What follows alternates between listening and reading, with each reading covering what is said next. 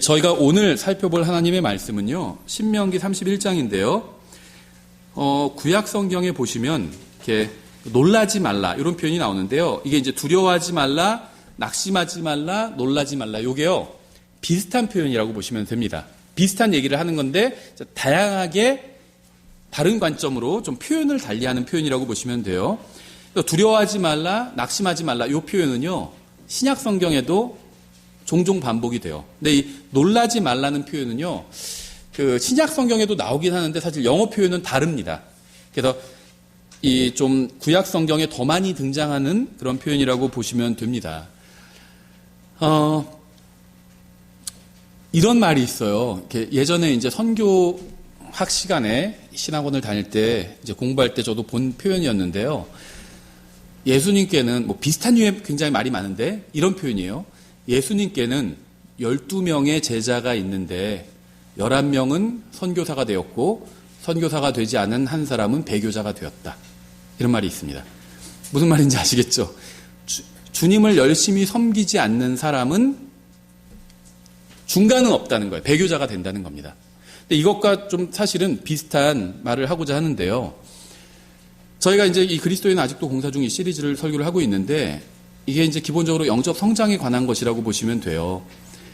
영적으로 성장하지 않으면요, 그냥 멈춰 있지 않습니다. 거꾸로 가게 돼요. 주님을 향해서 나아가지 않으면 가만히 있는 것이 아니라 반대로 가게 됩니다. 그렇게 보시면 돼요. 근데 이 영적 성장은요, 말씀을 통해서만 이루어집니다. 말씀을 읽고 연구하고 그 다음에 말씀을 실행하고 말씀을 전하고 하면서 영적 성장이 이루어져요. 찬양도 좋아요. 기도도 좋습니다. 나쁜 게 아니에요. 교제도 좋아요. 찬양, 기도, 교제 이런 것들은 교회의 또 성도들의 기본적인 어떤 기초사항에 해당이 되죠. 다 좋은 것들인데요. 이런 걸 통해서 영적 성장이 이루어지진 않아요. 찬양 잘할 수 있어요. 저도 예전에 누구 결혼식 갔었는데 그 복음성가 가수가 와서 축가를 해줬는데 정말 잘하더라고요. 저는 콘서트 같은 것도 가본 적이 없고 실제 가수가 노래하는 건 처음 들어봤어요. 복음성가 가수인데 유명한 가수였어요. 너무 잘하더라고요. 제가 들어본 것 중에선 가장 잘했어요. 좋습니다. 하나님을 높이는 거죠. 찬양 나쁘지 않아요. 해야 됩니다. 우리의 그리스도인의 의무 중에 하나예요. 찬양이. 그런데 찬양을 통해서 영적으로 성장하지는 않는다는 겁니다. 기도도 마찬가지예요. 기도를 해야 됩니다. 중요하죠. 하지만 기도를 통해서도 영적으로 성장하지는 않아요. 왜냐하면 잘못된 것을 구하는 경우도 너무 많거든요. 전도도 마찬가지예요. 어떻게 보면. 그런데 말씀은 우리의 영적 성장을 도와줍니다. 그리고 영적으로 성장하지 않으면요. 어떻게 되냐면요. 다른 사람의 성장을 막게 돼요. 불행하게도. 그러니까 예수님의 제자들 중에 정말 선교사가 다른 게 아니라 복음 전도자들이거든요. 선교사가 되지 않은 한 제자는 배교자가 되었다. 이렇게 얘기하는 것처럼 영적으로 성장하지 않으면 다른 사람의 영적 성장을 막는 일을 내가 할 수도 있게 된다는 겁니다. 그래서 영적 성장은 굉장히 중요해요. 오늘도 계속 그 영적 성장과 관련된 그런 하나의 주제를 다루려고 합니다. 낙심에 관해서 이야기를 좀 해보려고 하는데요. 낙심한다는 것은 용기를 잃어버린다는 겁니다. 그렇죠? 낙심한다는 건요, 확신을 잃어버리고 두려워한다는 거예요. 특히 그리스도인들에게는요, 영적인 힘을 잃고 마음이 내려앉아 버리는 것. 낙심이 우리나라 말로 마음이 내려앉는다는 거죠. 근데 그래서 영적인 힘도 완전히 잃어버리는 것. 이게 이제 낙심하는 것이라고 보시면 됩니다. 이 낙심에 대한 그리스도인의 대응은 무엇이냐면 회개예요. 회개. 내 마음이 좀 낙심해 있다. 그럼 회개해야 됩니다. 저도 회개했어요. 최근에 낙심되는 일도 있고 그래가지고 회개했습니다. 이 낙심은요, 왜냐하면 믿음 없음의 또 다른 표현이거든요. 믿음이 있는 사람 낙심하지 않습니다. 만약 여러분이 낙심한 상태에 있다면 여러분은 회개해야 합니다. 왜냐하면 사람이 낙심하는 이유는요, 자기를 바라보거나 다른 사람을 바라보거나 원수들을 바라보거나 어떤 상황을 바라보기 때문이에요. 자신이나 자신이 처한 상황이나 원수가 하나님보다 훨씬 더 강하다고 생각할 때 낙심하게 됩니다. 우리가 이 세상과 우리 주님을 생각해서 하게 되면 그러니까 우리가 이 세상이 아니라 주님을 생각하게 되면 우리는 용기를 얻게 됩니다. 세상, 사람들, 상황, 나 자신을 바라보면 낙심하게 돼요. 하나님을 바라보면 용기를 얻게 됩니다. 예, 본문은 신명기 31장 8절인데요. 한번 다 같이 읽어보겠습니다. 신명기 31장 8절. 신명기 31장 8절. 예, 찾으셨으면 다 같이 읽겠습니다. 자, 시작. 주 그분께서 너보다 앞서 가시고 너와 함께 하사 너를 떠나지 아니하시며 버리지 아니하시리니 두려워하지 말라 놀라지 말라 하니라. 이런 비슷한 표현이 많이 있는데요. 우리가 이 구절과 또 이런 비슷한 구절들을 한번 찾아보려고 합니다. 근데 하나하나 찬찬히 보면요. 정말 하나님의 놀라운 약속을 볼 수 있어요. 먼저 잠깐 기도하겠습니다. 하나님 아버지, 주님께서 저에게 주신 말씀으로 인해서 감사드립니다. 저희가 주님의 말씀을 통해서 주님께서 공급해 주시는 힘을 얻고 또 그 힘으로 살아갈 수 있도록 도와주시기 원합니다. 예수님의 이름으로 기도드렸습니다. 아멘. 예, 하나님께서는 이스라엘 백성에게 가나안 땅을 약속해 주셨죠. 하지만 막상 이스라엘 백성들이 가나안 땅에 가보니까 어땠죠? 괜찮은 땅이긴 괜찮은 땅이었어요. 지금도요, 이 가나안 땅이 중동 전체라고 보시면 돼요. 팔레스타인은 가나안의 일부입니다. 중동 전체가 가나안 땅인데요. 좋은 땅이에요. 기온이나 뭐 이런 건 우리나라보다 안 좋아 보이지만 엄청난 양의 석유가 거기 들어가 있죠. 예, 엄청난 땅입니다. 좋은 땅이에요. 근데 이스라엘 백성이 보니까 정말 젖과 꿀이 흐르는 좋은 땅이었습니다. 꿀은 물자 그대로 흘렀죠. 그래서 요나단이 찍어 먹기도 했죠. 젖과 꿀이 흐르는 좋은 땅이었어요. 근데 문제는 거인들이 살고 있었죠. 거인들. 그래서 이스라엘 백성은요, 하나님의 약속의 말씀을 받았지만 그 말씀이 아니라 거인들을 바라보고요. 그 거인들을 바라보고 자기들을 바라보니까 자기들이 마치 메뚜기 같았다. 사람 몸에 붙어있는. 이렇게 이야기를 했죠. 그래서 결국 완전히 낙심하게 되었습니다.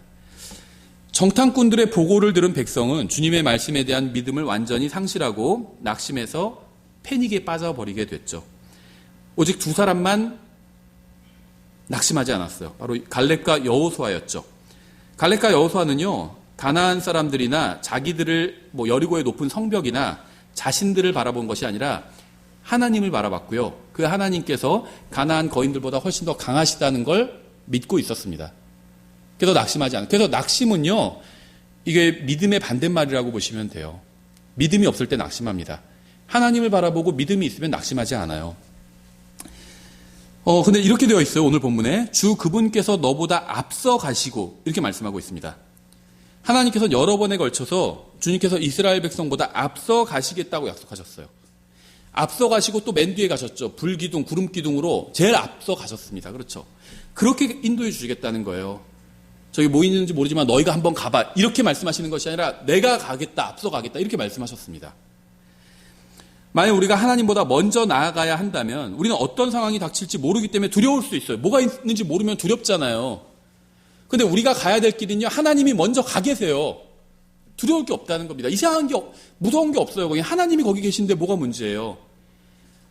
우리 등 뒤에서 막 가라고 하시는 분이 아니라는 겁니다. 하나님은 먼저 가시는 분이에요.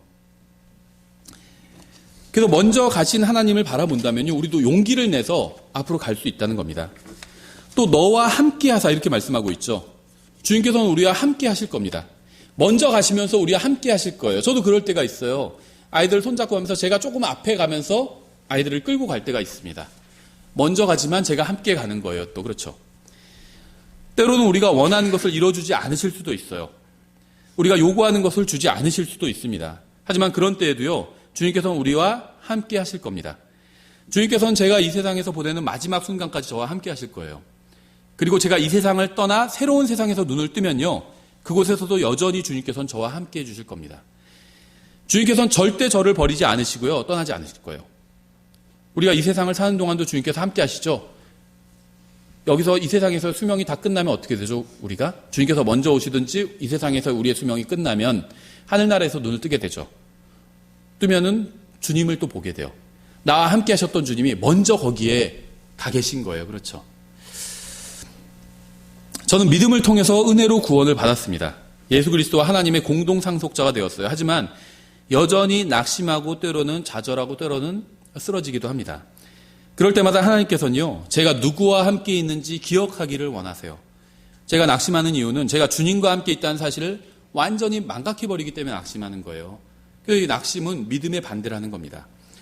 이스라엘 백성이 가나안에 들어갔을 때 정말 전사가 가득한 성벽이 높은 큰 성벽이 있는 그런 도시에 이르렀죠. 바로 여리고 성이었죠. 여호수아서 1장 5절 이렇게 되어 있습니다. 내 평생 동안 능히 아무도 내 앞에 서지 못하리니 내가 모세와 함께 하는 것 같이 너와 함께 하리라. 내가 너를 떠나지 아니하며 버리지 아니하리니. 우리는 이전에 죄송합니다. 이게 끝나네요, 자꾸.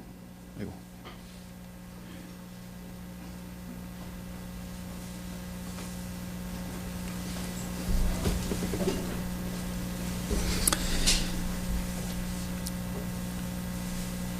예전에 하나님께서 믿음의 사람들을 통해서 어떻게 일하셨고 그들과 어떻게 동행하셨는지 우리는 알고 있죠. 예를 들면 웨슬리, 무디, 스펄전, 조지 뮬러 이런 사람들의 이야기를 우리가 들어서 알고 있어요. 그렇죠? 그래서 하나님께서 그들과 어떻게 함께 하셨고 어떻게 그들을 통해서 일하셨는지 알고 있습니다. 그렇죠? 주님께서 믿음으로 순종하고 주님을 따르던 교회에게 큰 승리를 주셨어요. 과거에. 문제는 주님께서 지금은 일하시는 것처럼 보이지 않을 때도 있다는 겁니다. 과거에는 이런 훌륭한 믿음의 사람들 가운데서 주님께서 일하셨습니다. 과거에는 모세와 함께 일하셨어요, 주님께서. 근데 지금은 과연 주님께서 일하고 계신지 의심이 들 때가 많이 있다는 겁니다. 교회에 계속 문제도 생기고요. 상황도 안 좋아지는 것 같고요. 정부도 자꾸 교회에 대해서 안 좋은 어떤 정책을 펴는 것 같고요. 환경도 나빠지는 것 같고요. 모든 것이 나빠지는 것 같아요.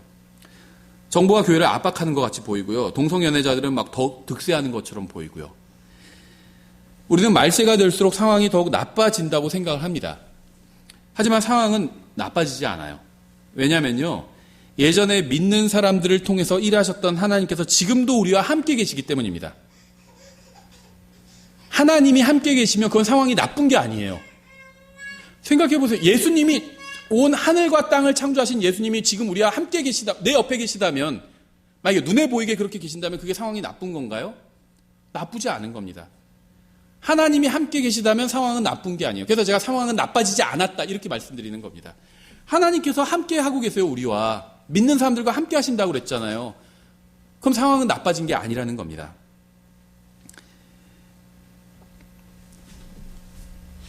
예전에 믿는 사람들을 통해서 일하셨던 하나님께서 지금도 우리와 함께 하고 계신 겁니다. 그런데 왜 지금 우리를 통해서 일하지 않으실까요? 우리가 말씀에 순종하지 않으면 함께 하시지만 일하지 않으시는 거예요. 말씀에 하면 그때 이제 일하시는 겁니다. 모세와 함께 하셨던 하나님과 여호수아와 함께 하시는 하나님은 동일한 분이에요. 원수는 달라지고 시대도 바뀌고요. 환경은 변할 수 있지만 하나님은 언제나 동일하십니다. 6절에 이렇게 되어 있어요. 9절까지 읽어보면 마음을 강하게 하고 크게 용기를 내라. 내가 이 백성의 조상들에게 맹세하여 그들에게 주겠다고 한 땅을 내가 이 백성에게 상속 재산으로 나누어 주리라. 오직 너는 마음을 강하게 하고 심히 용감한 자가 되어 내 종 모세가 내게 명령한 모든 율법대로 지켜 행하고. 낙심한 사람에게 마음을 강하게 하라고 말씀하고 있죠. 그런데 그 방법이 뭐냐면요. 율법대로 지켜 행하는 거예요. 우리에게 영적으로 적용하면 우리가 말씀대로 행하는 겁니다. 말씀대로 행하는 것. 그래서 말씀대로 행하는 것은 낙심에서 벗어나서 용기를 내는 것과 관계가 있다는 거예요. 그냥 그래 이제는 내가 한번 용기를 내서 해봐야지. 이걸로는 안 된다는 겁니다. 말씀이 있어야 돼요. 그래야지 진정한 용기가 나올 수 있습니다. 모든 율법대로 지켜 행하고 그것을 떠나 오른쪽으로나 왼쪽으로나 치우치지 말라. 저는요 여러 가지 최근에 일을 통해서 분명해졌어요. 뭘 해야 될지가. 과연 내가 뭘 해야 될지, 우리 교회는 뭘 해야 될지. 나는 하나님을 알고 하나님의 말씀을 아는 사람으로서, 다 아는 건 아니지만 그래도 세상 사람보다는 알잖아요, 우리가. 말씀을 아는 사람으로서 우리가 뭘 해야 될지 전 더 분명해졌다고 생각합니다. 나름대로 치우칠 시간이 없어요. 오른쪽으로나 왼쪽으로나. 말씀을 읽고 연구하고 가르치고 전하고 행하고 그거 하기에도 바빠요. 그래야만 내가 어디로 가든지 형통하리라. 하나님 말씀대로 하면 어디로 가든지 형통하대요. 너는 이 율법책을 내 입에서 떠나지 말게 하며 밤낮으로 그것을 묵상하며 그 안에 기록된 모든 것에 따라 지켜 행하라. 그리하면 내가 그 길을 형통하게 하며 또한 크게 성공하리라. 내가 내게 명령하지 아니하였느냐? 마음을 강하게 하고 크게 용기를 내라. 두려워하지 말며 너는 놀라지 말라. 내가 어디로 가든지 주 내 하나님이 너와 함께 하느니라 하시니라. 하나님께서는 거인들이 두려워서 가나안으로 진격하지 못한 이스라엘 백성에게 주님께서 함께 하실 것이니까 두려워하지 말라고, 놀라지도 말고 낙심하지 말고 용기를 내라고 말씀하고 있어요. 하나님과 거인들 사이에서 이스라엘 백성이 낸 묘책은요, 정탐꾼을 보내는 거였습니다. 하나님을 믿고 신뢰하면 되는데, 하나님을 신뢰하는 것도 좋은 것 같은데, 그런데 거인들이 당장 눈에 보이니까 너무 무서워. 그래서 정탐꾼을 보낸 거예요. 그런데 이건요, 완전히 의미 없는 행동이었어요. 이 정탐꾼을 보낸 건 이건 하나님의 뜻이 아니에요. 그들은 이미 가나안으로 진격하라는 하나님의 말씀을 들었잖아요. 만약 가나안의 상황이 하나님의 말씀과 일치했다면 말씀대로 들어가면 되죠. 만약 가나안의 상황이 하나님의 말씀과 다르다면 어떻게 해야 될까요? 주님께서는 들어가서 차지하라고 말씀하셨지만 거인들 때문에 땅을 차지하는 것이 불가능해 보인다면 어떻게 해야 될까요? 그래도 주님의 말씀을 믿고 들어가서 차지해야 돼요. 그렇죠. 따라서 정탐꾼을 보내는 것은요, 이건 시간 낭비일 뿐이에요. 하나님의 약속은 확실합니다. 주님의 말씀이 이루어지지 않은 적은 단 한 번도 없어요.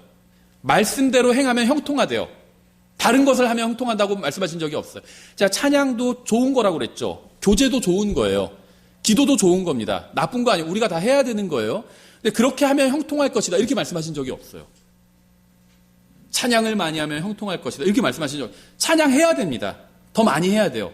하나님은 찬양을 받으시기에 합당하신 분이에요. 우리가 우리 입술로 노래로 하나님을 높여드려야 됩니다. 근데 찬양을 하면은 형통할 것이다. 이렇게 말씀하신 적은 없다는 거예요. 교제 나눠야 돼요. 그리스도인들끼리 해야 됩니다. 더 많이 해야 돼요. 교제를 하면 형통할 것이다. 이렇게 말씀하신 적도 없다는 겁니다. 말씀대로 행하면 형통할 것이다. 이렇게 말씀하셨어요. 이스라엘 백성이 실패한 이유는요, 하나님의 말씀을 묵상하고 그 말씀대로 행하지 않고요, 정탐꾼들의 나쁜 보고서를 듣고 그 보고서의 내용에 따라 행했기 때문이에요. 우리는 하나님의 말씀을 묵상해야 됩니다. 계속 생각하는 겁니다. 계속 생각하는 거예요. 뭐 어려운 게 아니에요, 묵상이. 아마 아이들 키워보신 분들은 아실 거예요. 아이가 아파요. 그런데 출근을 해야 돼요. 그럼 어떻게 할까요? 일할 때 물론 아이를 잊을 수도 있지만 순간순간 아이가 생각나요. 그렇죠. 아픈데 어떻게 하지? 저희 아이도 최근에 이제 독감 예방주사 맞았어요. 그런데 저희가 좀 다 딴 사람 맞았는데 저희가 깜빡 잊고 있었어요. 소아과 병원 다 연락하면 다 없대요. 독감 예방주사가. 근데 딱 한 군데 찾았어요. 3개 남았다는데. 그래가지고 가서 딱 맞고 왔어요. 3명이. 그런데요, 이제 독감 예방주사 맞으면 좀 독감을 약한 형태로 해서 예방주사가 넣는 거잖아요. 사람 몸에. 그래서 약간 열도 생기고 그래요. 예방주사 아이들이 맞으면. 그래서 그 다음날 이제 저녁에 맞고 다음날 출근했는데 이제 자매가 아이들이 약간 열이 있고 좀 안 좋다고 그러더라고요. 이제 축 늘어지거든요. 아프면은. 그러니까 이제 계속 그 생각을 하게 됩니다. 여차하면은 지금 더 안 좋아지면 내가 빨리 가가지고 뭐 병원으로 데려가든지 해야 되겠구나. 이 생각을 하면서 이제 사무실에 있었어요.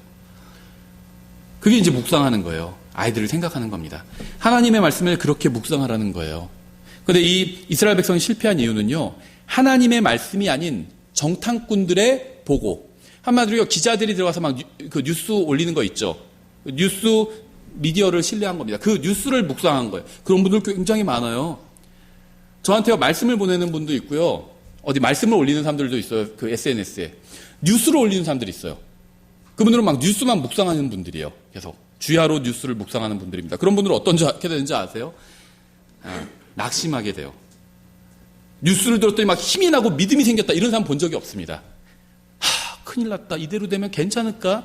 이런 생각해요. 먹고 살기 괜찮을까? 교회는 괜찮을까? 교회는 괜찮아요, 항상. 왠지 아세요? 교회 머린 예수님이에요. 교회는 걱정 없어요. 교회 걱정한 적 없습니다, 저는. 내 걱정한 적은 있어도 교회 걱정은 한 적 없어요. 교회 머린 예수님이에요.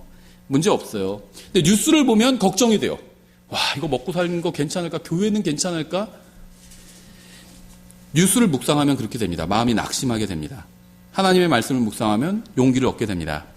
가나안에는 좋은 것들이 많이 있었지만 이스라엘 백성은 오직 나쁜 것들, 거인들 이야기만 집중해서 믿음을 버리고 낙심하고 좌절하게 되었습니다. 하나님의 말씀을 버리고 가나안 상황과 사람들, 거인들을 바라보기 시작하자 하나님의 백성은 낙심하게 된 겁니다. 우리가 하나님의 말씀을 믿고 그 말씀을 붙들고 그 말씀대로 행하는 한 우리는 절대 용기를 잃어버리지 않게 됩니다.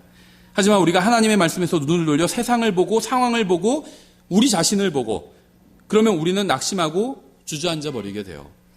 주님께서는 놀라거나 두려워하거나 낙심하지 말라고 명령하셨습니다. 명령하셨어요. 용기를 내라고 명령하셨습니다. 살인하지 말라 명령하셨죠. 거짓말하지 말라 명령하셨습니다. 근데 낙심하면요, 하나님의 명령을 어긴 거예요. 낙심하지 말고 두려워하지 말라고 명령하셨잖아요. 주님께서는 약속을 성취하실 것이니까 용기를 내라고 하지 않으셨습니다.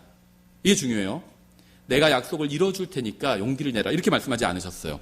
언젠가 문제를 제거해 줄 거니까 용기를 내라 이렇게 말씀하지도 않으셨습니다. 우리가 상황이나 환경에 얽매이지 않고 주님의 말씀에 순종해서 말씀대로 행하면 주님께서 주시는 승리를 얻게 될 것이기 때문에 용기를 내라고 말씀하신 거예요. 주님께서는 자신의 말씀대로 행하실 겁니다. 우리가 주님의 말씀대로 행하고 주님의 일에 동참하면 우리도 주님의 승리에 동참하게 됩니다. 주님은 승리하실 거예요. 항상 승리하시는 분이에요. 근데 거기에 우리가 묻어가느냐 아니냐는 우리에게 달려 있어요. 동참하면 우리도 승리자가 됩니다. 동참하지 않으면 또 다른 거죠. 주님께서 승리자가 되실 거예요. 우리가 거기에 동참하느냐 그렇지 못하느냐는 이건 완전히 별개의 문제라는 거죠. 이스라엘 백성은 주님의 말씀에 순종해서 요르단을 건넜고요. 여리고를 돌았고 또 주님의 말씀에 순종해서 7일 동안 여리고성을 돌았을 뿐인데 성벽이 무너져 내렸죠. 이게 누구의 승리죠? 이스라엘의 승리가 아니에요. 이스라엘이 성벽을 무너뜨리지 않았잖아요. 주님께서 성벽을 무너뜨리셨어요. 근데 이스라엘 백성이 주님의 말씀에 순종해서 동참하니까 그 승리에 동참하게 된 거잖아요. 이스라엘 백성은 10개의 가나안 도시에서 승리를 거뒀습니다. 그런데요, 주님께서는 첫 도시인 여리고에서는 노량물을 취하지 말라고 말씀하셨습니다. 왜냐하면 그들은 10분의 1을 주님께 드려야 했기 때문이죠. 나머지 9도시에서는 노량물을 취하는 것이 허락되었어요. 하지만 아간은 말씀에 순종하지 않고 바벨론제 옷을 숨겨두었다가 심판을 받았죠. 이거 왜 숨겨뒀는지 모르겠어요. 어차피 입지도 못할 거. 생각해보세요. 그거 바벨론제 옷을 언제 입어요? 이스라엘 백성들 다 비슷한 옷을 입고 있었겠죠. 광야 생활하면서. 그거 입으면 혼자만 튀잖아요. 왜 숨겨뒀는지 모르겠어요. 근데 그 죄로 인해서 이스라엘 백성은 강력한 여리고성은 무너뜨렸지만 작은 아이성에선 패배했습니다. 죄 때문에. 그들은 아간의 죄를 처리하고 나서야 이제 아이성에서도 승리를 할 수 있었죠. 그러니까 하나님께서는 아이성도 이스라엘 백성에게 주시겠다고 약속하셨습니다. 그들은 하나님의 말씀에 순종하지 않고 약속된 승리를 얻지 못했었죠. 여호수아서 8장 1절 주께서 여호수아에게 이르시되 두려워하지 말라 너는 놀라지 말라. 이제 아이성 말씀에 순종하지 않아서 아이성에서 한번 패배한 직후죠. 싸울 수 있는 온 백성을 거느리고 일어나 아이로 올라가라. 보라 내가 아이의 왕과 그의 백성과 그의 도시와 그의 땅을 내 손에 주었나니. 이스라엘 백성은 불순종으로 인해서 패배한 아이성에서 말씀에 대한 순종을 통해서 다시 승리할 수 있었습니다. 이스라엘 백성은 가나안을 정복할 때만 거인들과 싸웠던 것은 아니었어요. 그들은 왕국을 세울 때에도, 그러니까 사울과 다윗 시대에 이제 왕국을 세우게 되죠. 그때도 거인들과 싸워야 했습니다. 노아의 시대에도 거인들은 있었고요. 여호수아의 시대에도 거인들이 있었고요. 창세기 6장에 보면 노아 시대에 거인들이 있었어요. 또 이스라엘이 가나안 정복할 때는 여호수아 시대에도 거인들이 있었어요. 그리고 왕국을 세울 때도 사울과 다윗 시대에도 거인들이 있었습니다. 그런데요, 이 거인들은 하나님께 아무런 문제가 되지 않았어요. 우리가 이제 거인들에 대해서 지금 공부하는 시간이 아니지만 창세기 6장에 보면 하나님의 아들들, 천사들이 인간의 딸들과 관계를 맺어서 하이브리드들이 나온 거예요. 거인들. 하이브리드가 발음이 좀 이상한데 하이브리드가 보통 더 성능이 좋잖아요. 거인들. 그래서 과거에 어떤 지금도 바벨론 벽화 같은 거 보면요. 아주 큰 사람이 사자를 그냥 한 손으로 들고 있고 막 이렇게 그런 애완동물, 고양이 다루듯이 그런 벽화 같은 거 보신 적이 있을 거예요. 거인들이에요, 거인들. 용사들. 지금으로 치면 영웅들. 영화에서 나오는 히어로들, 영웅들, 슈퍼히어로. 거인들이 있었던 겁니다. 하나님께는요, 이런 거인이 문제가 되지 않았어요. 이런 거인은 심판의 대상이었고요. 하나님께서 항상 특정한 상황이나 노아의 홍수 같은 특정한 상황이나 특정한 사람들을 통해서 이 거인들을 심판하셨습니다. 주님께서는 거인들이 문제가 되지 않았지만 믿음을 잃어버린 주님의 백성들에겐 이 거인들이 공포의 대상이었습니다. 사무엘상 17장 11절에 사울과 온 이스라엘이 그 블레셋 사람, 골리앗 얘기예요. 블레셋 사람의 그 말들을 듣고는 놀라고 크게 두려워하니라. 사울과 이스라엘 백성은 골리앗의 말을 듣고 놀라고 두려워했습니다. 누구 말을 들었어야 됐죠? 하나님의 말씀을 들었어야 됐어요. 그런데 하나님의 말씀을 묵상하지 않고 골리앗의 말을 묵상하고 있었던 겁니다. 그럼 어떻게 되죠? 낙심하게 돼요. 그때 이제 다윗이 등장해서 자야 거인을 처리하겠다 이렇게 얘기하게 되죠. 32절, 사무엘상 17장 32절. 다윗이 사울에게 고하되 그로 인하여 아무도 낙심하지 말게 하소서. 당신의 종이 가서 이 블레셋 사람과 싸우리다 하네. 모든 사람이 놀라고 두려워하고 낙심할 때 다윗은 전혀 두려워하거나 낙심하지 않고 오히려 다른 사람들에게 용기를 주었습니다. 시편을 보면요, 다윗은 항상 하나님의 말씀을 주야로 묵상했다 이렇게 얘기하고 있죠. 사울과 이스라엘 백성은 거인의 말, 골리앗의 말을 묵상했어요. 그러니까 완전히 낙심하게 된 겁니다. 다윗은요, 하나님의 말씀을 양치면서 들에서 주야로 묵상하고 있었어요. 밤낮으로. 그래서 전혀 낙심하지 않았던 겁니다. 33절, 사울이 다윗에게 이르되 내가 가서 이 블레셋 사람을 치며 그와 싸울 수 없나니 너는 단지 소년이나 그는 어려서부터 전사이니라 하고는, 골리앗은 키만 큰 게 아니라 어려서부터 전사였습니다. 사울은 계속 사람을 보고 있었어요. 지금도 사람 얘기하고 있죠. 떨고 있는데 작은 소년이 와가지고 그 거인을 쓰러뜨리겠다고 합니다. 그러니까 다윗은, 이 사울은요, 그 거인, 사람을 보고, 다윗, 사람을 보고 있었어요. 골리앗, 나쁜 사람이건 다윗, 선한 사람이건 사람을 보면요, 낙심하게 되어 있습니다. 세상 사람을 봐도 낙심하고요, 형제 자매를 봐도 낙심, 목사를 봐도 낙심, 훌륭한 목사님을 봐도 낙심하게 돼요.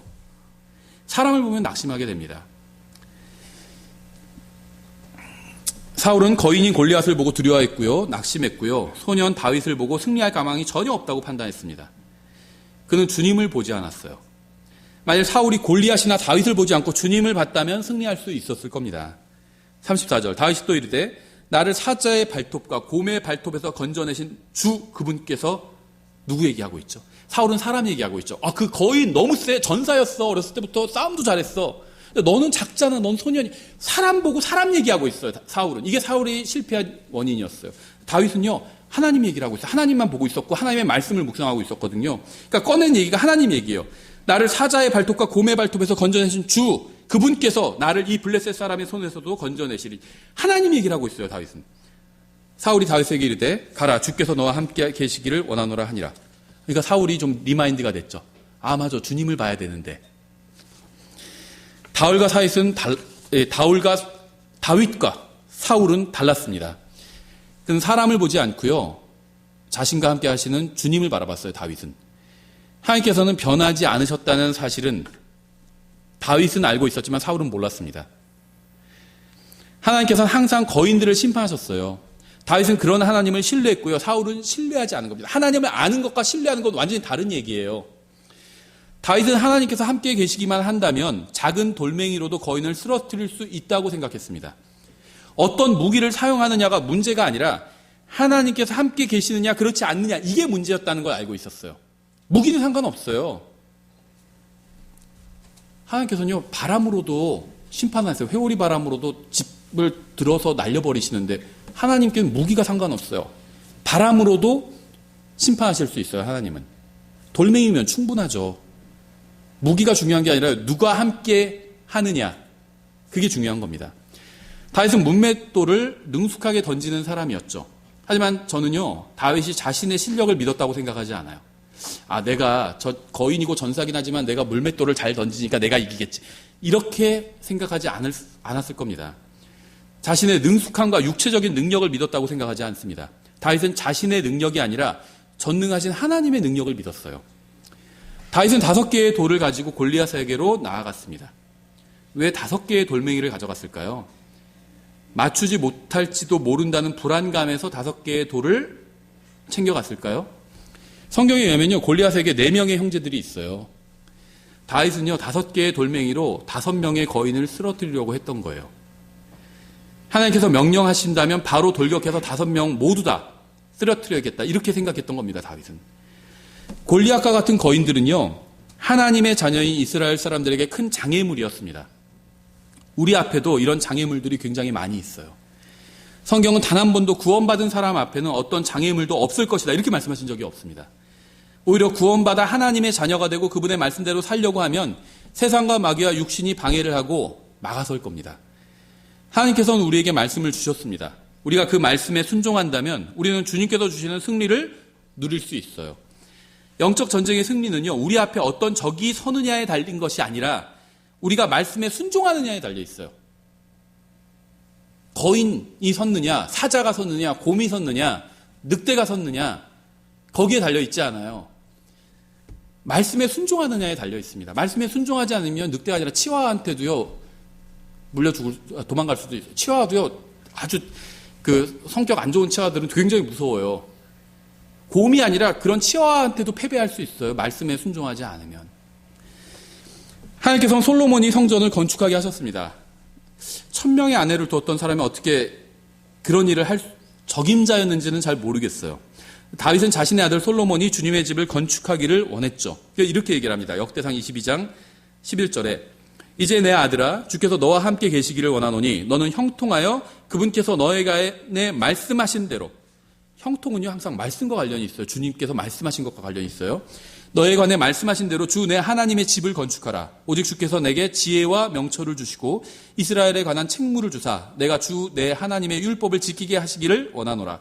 그때 내가 만일 주께서 이스라엘에 관하여 모세에게 명하신 법규와 판단의 법도를 이루려고, 구약 성경이죠, 주의를 기울이면 형통하리니, 하나님 말씀대로 구약 성경대로 하면 형통하대요. 마음을 강하게 하고 크게 용기를 내어 두려워하지 말며 놀라지 말지어다. 우리 앞에는 여러 가지 일들이 놓여 있습니다. 어려운 문제들이 많이 있어요. 결혼해야 되는 문제가 있을 수도 있고요. 요즘 결혼하기도 쉽지 않죠. 예식장 얻고 뭐 이런 거 진행하기도 쉽지 않아요. 전염병 때문에. 또 취직해야 되는 문제도, 이것도 쉽지 않은 문제죠. 인생의 어려운 문제입니다. 옛날에 막 경제 성장할 때는 대학 나오면 다 취직됐어요. 지금은 어려워요. 그렇죠. 대학이 아니라 더한 거 나와도 취직하기가 어렵죠.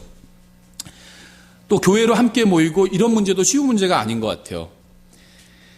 이러한 일들은 다 중요한 일들이고 쉽지 않은 일들이기도 합니다. 우리가 사람의 말만을 신뢰하고 환경과 상황만 바라본다면 우리는 완전히 실패해버릴 수 있어요. 가정을 이루고 이 세상에서 살아가기 위해서 일하고 또 교회로 모여서 형제자매들과 믿음을 나누는 일, 또 주님께서 우리에게 주신 사명을 우리가 완수하는 일, 이런 것들은 정말 중요한 일입니다. 가정을 이루고 일을 해야 하지만 어떻게 해야 하는지 감도 잡히지 않을 때도 있죠. 그럴 때 주님께서는 우리가 주님의 말씀에 귀를 기울이고 순종한다면 형통할 수 있을 것이라고 말씀하고 있어요. 그래서 용기를 내고 두려워하거나 낙심하지 말라고 말씀을 하시는 거죠. 하나님께서는 솔로몬에게 어떻게 성전을 지어야 하는지 말씀해 주셨습니다. 먼저 말씀을 주셨어요. 마찬가지로 주님께서는요, 우리가 어떻게 가정을 이루고요, 누구와 만나서 어떻게 결혼을 하고요, 또 어떻게 일하고요, 정직하게 일하면 되는 거죠. 어떻게 일하고요, 또 어떻게 교회로 모여서 무엇을 해야 될지, 교회가 해야 될 일이 있어요. 주님께서는 우리를 구원받은 사람들 다 하늘나라로 바로 데려가실 수도 있으셨거든요. 근데 그렇게 하지 않으셨어요. 그 이유가 있어요. 해야 될 일이 있기 때문이에요. 우리가 이 지상에서. 이런 것에 관해서 말씀을 다 해주셨습니다. 그러니까 우리가 어떻게 살아야 되고 주님을 위해서 어떻게 일해야 되는지 다 성경에 기록되어 있다는 거예요. 우리에게는요, 완벽한 설명서가 있는 거예요. 이 설명서는 가정과 직장과 교회에 관한 하나님의 뜻이 무엇인지 완벽하게 알려주고 있습니다. 우리에게. 따라서 우리는 이 설명서에 따라서 살아야 합니다. 역대상 28장 20절, 또 다윗이 자기 아들 솔로몬에게 이르되 마음을 강하게 하고 크게 용기를 내어 그 일을 행하고 두려워하지도 말며 놀라지도 말라. 내가 주의 집에서 섬기기 위한 모든 일을 마칠 때까지 주 하나님 곧 나의 하나님께서 너와 함께하사 너를 떠나지 아니하시고 너를 버리지 아니하시리라.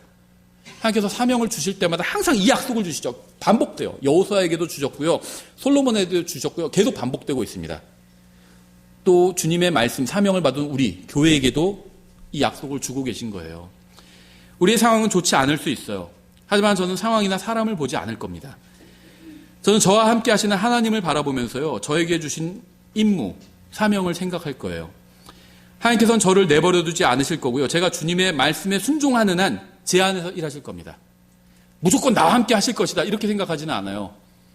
제가 말씀에 순종하지 않는다면 저와 함께는 하시겠지만 저를 통해서는 일하지 않으실 겁니다. 우리를 통해서 일하지 않으실 거예요. 그런데 우리가 말씀에 순종하면 주님께서는 우리를 통해서 일하실 거예요. 역대하 20장 14절, 그때 주의 영께서 회중의 한가운데서 레위 사람 야하시엘에게 임하셨는데 그는 아삽의 아들들에게 속한 자로 스가랴의 아들이요 분하야의 손자요 여이엘의 증손이요 마따니아의 4대 손이더라. 그가 이르되 온 유다 예루살렘 거주민들과 여호사밧 왕이여 너희는 귀를 기울일지어다. 주가 이같이 너희에게 말하노라. 이 큰 무리로 인하여 적군들 몰려왔을 때요 두려워하거나 놀라지 말라. 그 전쟁은 너희에게 속한 것이 아니요 하나님에게 속한 것이니라. 만약 전쟁이 저에게 속한 것이라면 적의 규모가 어떻게 되는지 정말 중요한 문제입니다. 전쟁이 저에게 속한 것이라면 적의 무기가 어떤 것인지도 중요한 문제죠. 하지만 제가 싸우고 있는 전쟁은요, 감사하게도 저에게 속하지 않았어요. 이 전쟁은 주님께 속했습니다. 그래서 주님께서는 저에게 적에 대해서, 적이 가진 무기에 대해서, 돌아가고 있는 상황에 대해서 두려워하거나 놀라지 말라고 말씀하셨어요. 제가 주님의 편에 서서 주님의 일을 주님의 말씀대로 행하는 한 주님께서 저를 대신해서 싸워주실 것이기 때문입니다.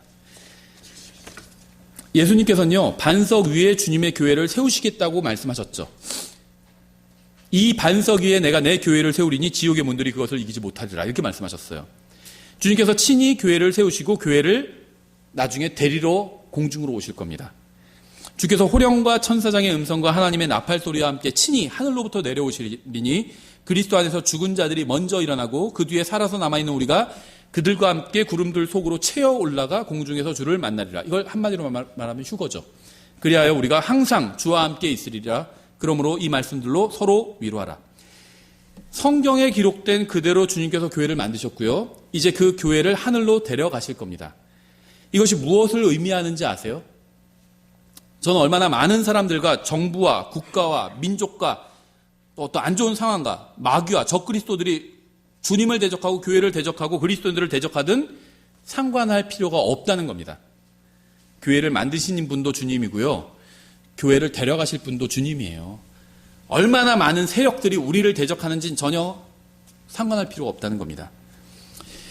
저는 이 세상이 얼마나 타락했는지 상관하지 않아요. 얼마나 많은 동성연애자든지 얼마나 큰 행진을 하는지 그런 것도 상관하지 않습니다. 얼마나 많은 정치인들과 정당들이 교회를 조여오고 힘들게 하는지도 상관하지 않아요. 저는 악한 상황이나 원수들을 바라보고 그들에게 주목하지 않습니다. 교회 미워하는 사람들 많아요. 전 그 사람들에게 주목하지 않습니다. 저의 마음은 항상 주님께 향해 있을 거고요. 누구도 저에게서 주님께서 주시는 용기를 빼앗아가지 못할 거예요. 제가 주님을 바라보고 있는 한. 저는 하나님의 말씀이 이루어질 것이라고 믿습니다. 제가 할 일은 그 말씀을 읽고 연구하고 가르치고 행하고 전하는 것이라고 믿어요. 어떤 사람들은요, 저에게 뉴스를 전해주면서 와, 이런 일이 일어나서 큰일 났는데 알고 있었어요? 이렇게 얘기하는 경우들이 있어요. 나쁜 사람들이 말씀을 거부하면서 나쁜 일을 하는 것을 알려주면서 상황이 얼마나 나쁘게 돌아가고 있는지 저에게 정보를 주려고 하는 사람들이 있어요. 하지만 누가 어떤 말을 하고 어떤 사람이 정권을 잡고 상황이 어떻게 돌아가고 이런 것으로는요, 저의 마음을 움직일 수 없습니다. 저는 이 세상에서 누가 어떤 말을 하고 어떤 일을 하건 무슨 일이 일어나건 상관하지 않아요. 저는 더 이상 그런 일로 인해서 낙심하지 않을 겁니다. 두려워하지도 않을 거예요.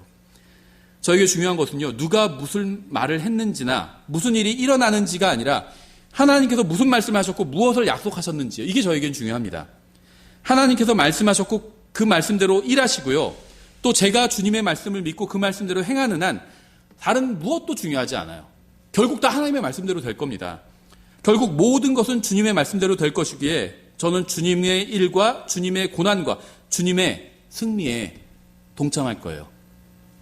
주님께서 하시는 일에 동참하고요. 주님의 고난에도 동참하고요. 주님의 승리에도 동참할 겁니다. 뉴스 미디어의 목적이 무엇인지 아세요? 뉴스 미디어의 목적? 사람들을 낙심하게 만드는 게 목적이에요. 여러분이 뉴스를 많이 보면 많이 볼수록 평안은 사라지고 낙심하게 될 겁니다. 왜 여러분을 두려워하게 만들려고 하는지 아세요? 뉴스의 목적은요, 여러분을 두려워하게 만드는 거예요. 두려워야 계속 그 뉴스를 듣거든요. 사람들에게 공포심과 두려움을 줘야 계속 뉴스 미디어를 주목하고 의지하게 할 수 있고요. 그래야 광고 수익을 올릴 수 있어요. 하나님의 말씀의 목적은요, 여러분이 믿음을 갖고 용기를 내서 주님의 일과 영광에 동참하게 하는 겁니다. 어느 것으로 여러분의 마음을 채울지는 전적으로 여러분에게 달려 있어요. 주님의 말씀으로 채울지, 뉴스 미디어로 마음을 채울지 여러분에게 달려 있다는 겁니다.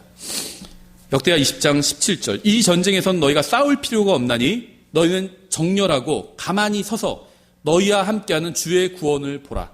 오 유다와 예루살렘아 두려워하거나 놀라지 말고 내일 그들을 마주보고 나아가라. 주가 너희와 함께하리라 하네. 이 구약 성경과 신약 성경이 주는 교훈은 동일합니다. 방금 제가 읽은 이 말씀의 신약 버전이 에베소서 6장 13절이에요. 그러므로 너희가 악한 날에 능히 버티어내고 모든 일을 행한 뒤에 서기 위해 하나님의 전신갑주를 취하라. 언뜻 보면 서로 다른 말을 하는 것 같지만요. 핵심은 동일합니다. 구약 성경에서 가만히 서서 주님께서 우리를 위해서 싸우시는 것을 보라고 한 것처럼 신약 성경에서는요. 하나님의 전신갑주를 입고 서 있으라고 하고 있어요. 우리는 하나님의 말씀대로 서 있으면 됩니다. 말씀 위에 굳게 서 있으면 돼요. 그러면 주님께서 일하실 겁니다. 역대하 32장 6절 전투 대장들을 세워 백성을 다스리게 하고 도시의 문 거리에서 자기에게로 그들을 함께 모으며 위로하는 말로 그들에게 이르되 마음을 강하게 하고 용기를 내며 아시리아 왕이나 그와 함께한 온 무리로 인하여 두려워하거나 놀라지 말라. 우리와 함께하는 자가 그와 함께하는 자보다 더 많으니라. 그와 함께하는 것은 육신의 팔이나 우리와 함께하시는 이는 우리를 도우시고 우리의 싸움을 싸우시는 주 우리 하나님이시니라 하매 백성이 유다 왕 히스기야의 말들로 인해 안심하니라. 히스기야의 말이 뭐였죠? 하나님의 말씀을 백성에게 전한 거죠. 히스기야의 말은. 그 하나님의 말씀으로 인해서 안심했던 겁니다. 백성들이. 사람들의 마음을 불안하게 만드는 게 무엇인지 아세요? 뉴스미디어예요. 사람들의 마음을 안심시키고 용기를 주는 게 무엇인지 아세요? 하나님의 말씀이에요.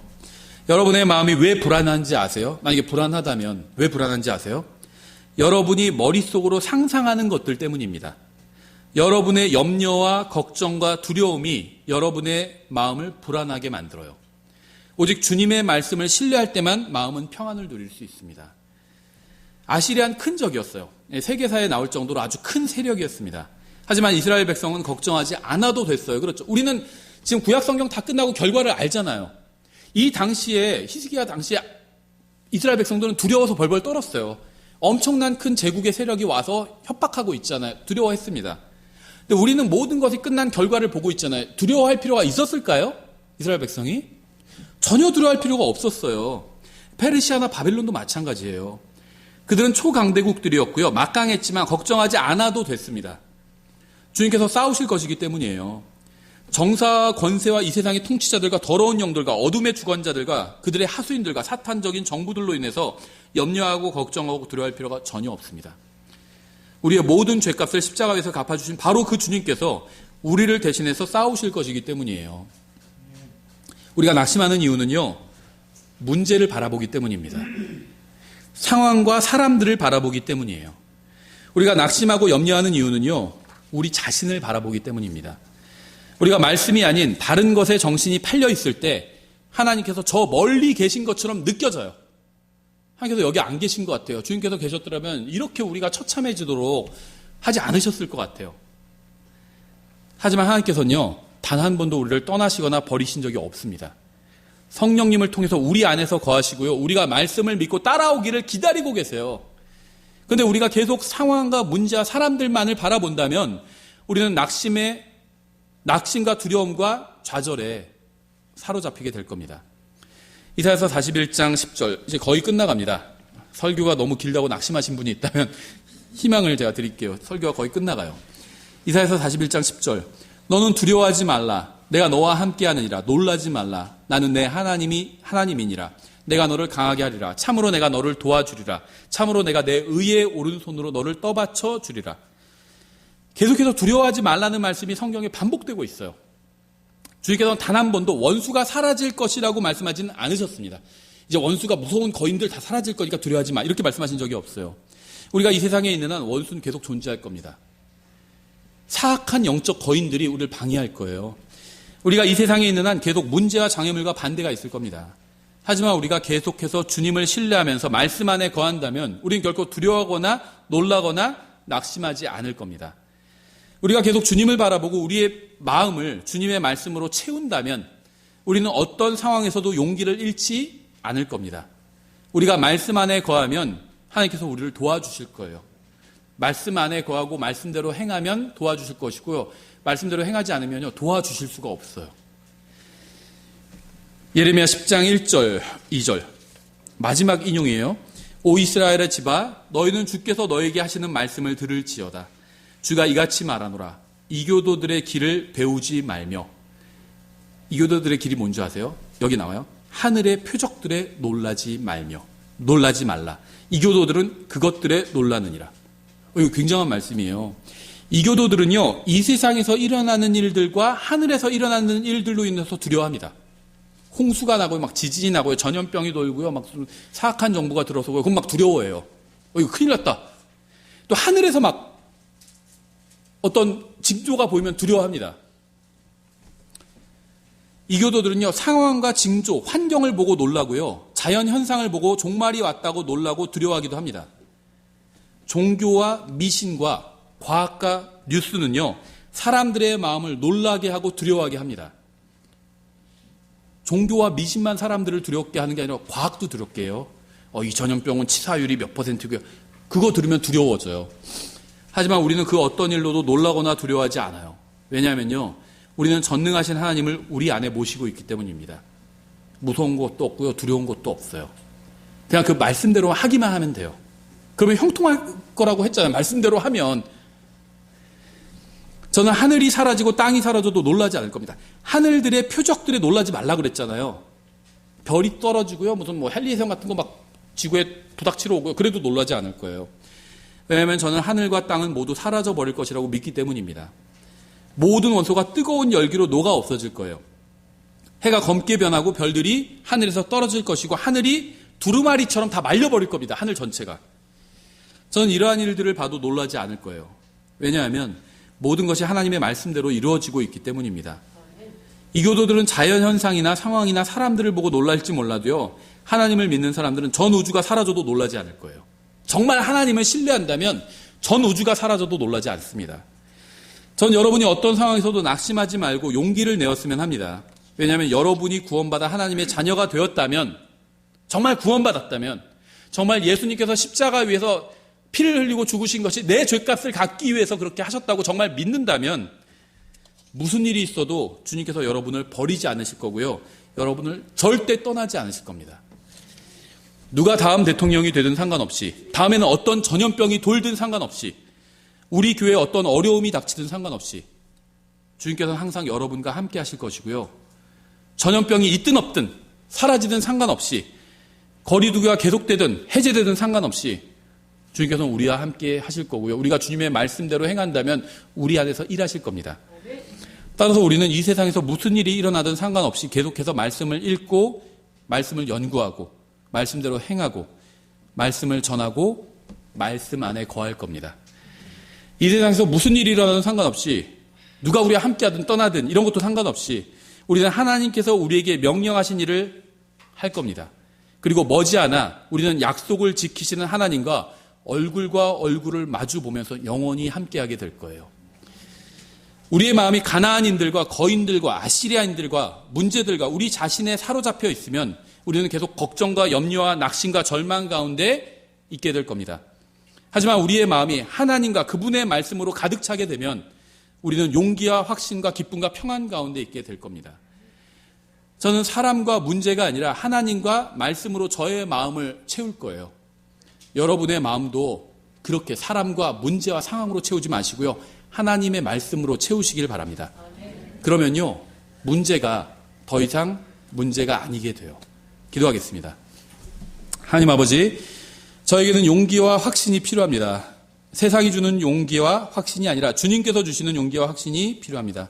주님의 말씀을 통해 용기와 믿음과 평안을 주시기 원합니다. 예수님의 이름으로 기도드렸습니다. 아멘.